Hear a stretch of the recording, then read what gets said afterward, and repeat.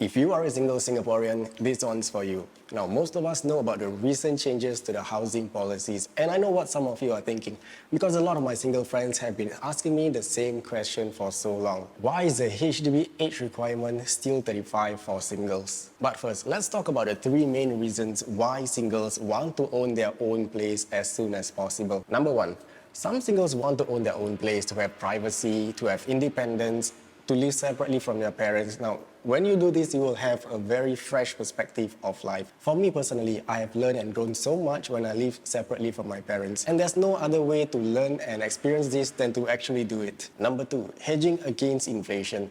Now, there's no guarantee that the cash that you keep in your bank can grow as fast as the rate that the property prices have been increasing. So there is definitely a better chance of riding along with the market when you're actually in the market itself. I'll share more on this later about how one of my clients has been affected by this just because he chose to wait a few more years. Number three, to earn rental income and possibly capital appreciation. Now, if you do have the privilege of owning a property, at the same time, you can stay with your parents. It's really good to start early. So back to this client of mine. He chose to wait a few more years after we sold his property around 2019 to 2020. At that point in time, he could purchase a two-bedder new launch property very comfortably with his finances. And by now, he would have made some capital gains and the project is going to TOP very soon. So he contacted me recently to ask if he can still purchase any of the two-bedder new launches in the market right now. He wanted to have a relook into the market and see if it's the right time to enter. So we met up, sat down, and I went through all his numbers with him.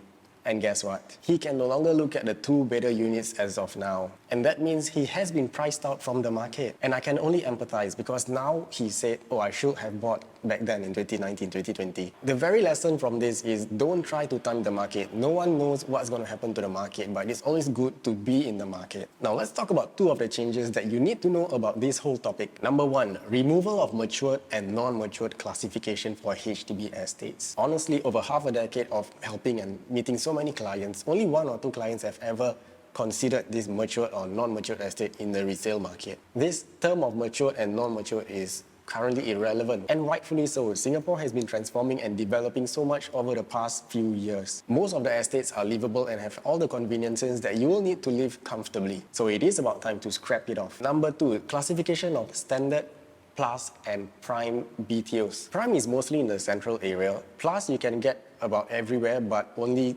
closer to the transport nodes or amenities such as the bus interchanges, MRT station, as well as shopping centers. So to all my singles out there, what kind of HDB flats can you buy? First, you now have the option of balloting for the two-room flexi BTOs in all locations, be it the plus, the prime, or the standard BTOs. You can buy the resale flat for standard and plus at any location and any sizes except for the 3-gen flats. And third, for the prime resale units, you can only buy the two-room flexi. And of course, when we are talking about resale in this matter, when we are talking about a resale prime plus and standard BTO flat, we are talking about the far future.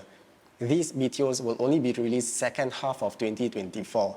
And if it takes 4 to 5 years to be ready and 10-year MOP, so you are looking somewhere around 2038, 2039, that kind of range. So this video will still be relevant to you if you're a single in 2038 looking to buy a prime two-room flexi at that point in time. Unless our policies change, and it has been changing over the last 10 years as you have known. So for all the singles out there, what are your other options? Firstly, this is one of the options that I'm quite surprised a lot of people don't know, is the joint EC scheme. Now, let's say like you and your friend, you're both 35 and you have not exceeded that $16,000 income ceiling. You can purchase that EC together with your friend. Of course, the EC ruling will still apply. Another option that you can consider is the private resale. You can look at the landed as well as the private condominiums, and it's pretty much looking at your needs and your goals to what you want to buy. Finally, you can consider the new launch properties if you prefer the progressive payment scheme. Now, this can be ideal to some as you are less affected by the current high interest rates and potentially benefit towards the next couple of years when the interest rate starts to stabilize. Ultimately, every individual has their own circumstances and there is no one-size-fits-all solution for you. And if you are single by choice, it's even more critical that you have a plan. Write down your ideal property journey and goals for the next 2 decades. It helps to know what you are working towards so you can take a calculated approach. Once you break this down into steps and milestones, you will find that it is more achievable. If you are still with me at this point of the video, I sincerely thank you so much and I really appreciate it. I hope you had some inspirations and takeaway from this video. And if you'd like to stick around for more, do subscribe and hit that notification bell so you'll be updated when the next video comes up. Thank you and see you soon.